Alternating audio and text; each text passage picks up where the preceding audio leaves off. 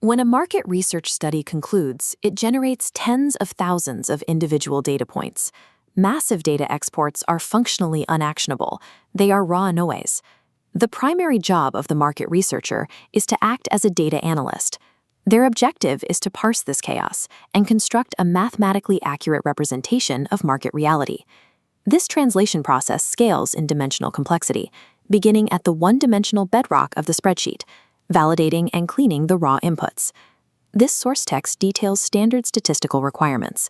To achieve a reliable market measurement, specifically a plus or minus 3.2% margin of error, researchers must secure a baseline of 1,000 viable interviews. Once that baseline is established, the analysis moves into two dimensions, cross-tabulating different variables against each other to map direct relationships within the data.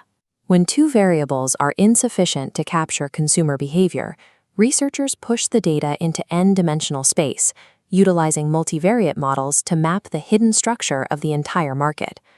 Yet even complex mathematics hit a limit.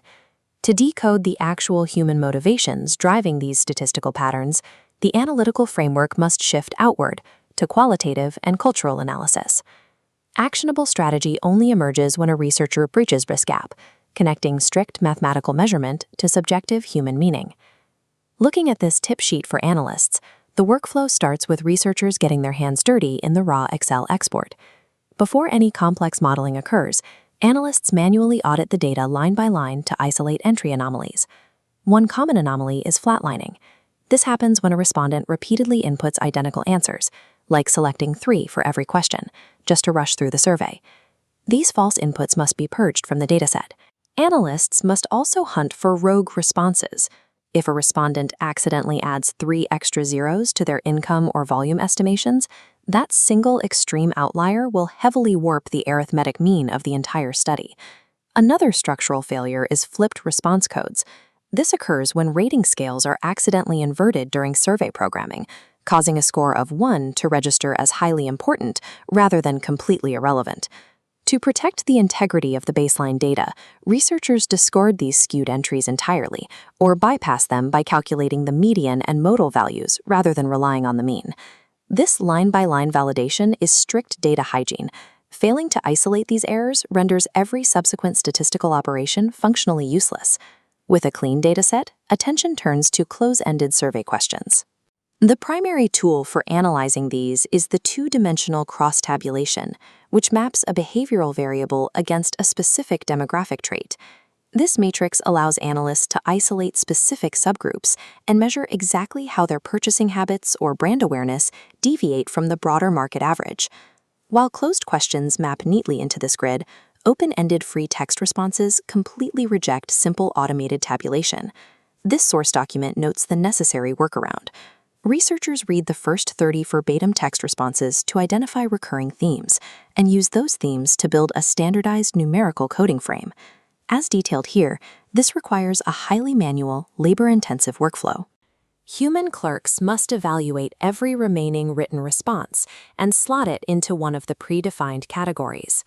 This brute force quantification carries a structural risk. The emotional nuance of a detailed written answer is frequently stripped away to make the data fit the assigned code. Yet this process is mandatory. Without combining the coded text with cross-tabulations, analysts can only deliver raw counts, rather than proving the intersecting variables that actually drive market behavior. Two-dimensional mapping eventually hits a hard mathematical ceiling. If a survey requires respondents to rate 50 different attitudes, analysts cannot effectively cross-tabulate every possible permutation. To bypass this limitation, analysts move into n-dimensional space using multivariate analysis. The first phase is factor analysis, which calculates the correlations between dozens of individual attitudes, distilling them into a few underlying drivers. Looking at these structural guidelines, we see how this applies. These factors, often derived from Likert or constant sum scales, serve as the primary inputs for mapping out distinct market segments based on subjective needs. The second phase is cluster analysis. While factor analysis groups the individual attitudes, cluster analysis groups the actual respondents holding them. The algorithm evaluates the sample and rearranges thousands of individual data points into homogeneous clusters, anchored by those newly identified behavioral factors. This is an iterative mathematical process. Analysts will run dozens of trial iterations, tweaking the input parameters until the resulting clusters are both statistically distinct and economically sizable. This tip outlines the final step, translating these mathematical clusters into actionable strategy. Researchers draft pen portraits, detailed personas that give the data a recognizable human identity for the client. Demographic sorting only indicates who is buying. By running the data through multivariate modeling, researchers prove exactly why they make the choice. Quantitative analysis perfectly defines the structural geometry of a market, but it is largely blind to its psychology. Deep qualitative data gathered from focus groups and depth interviews resists algorithms. It cannot be reliably clustered.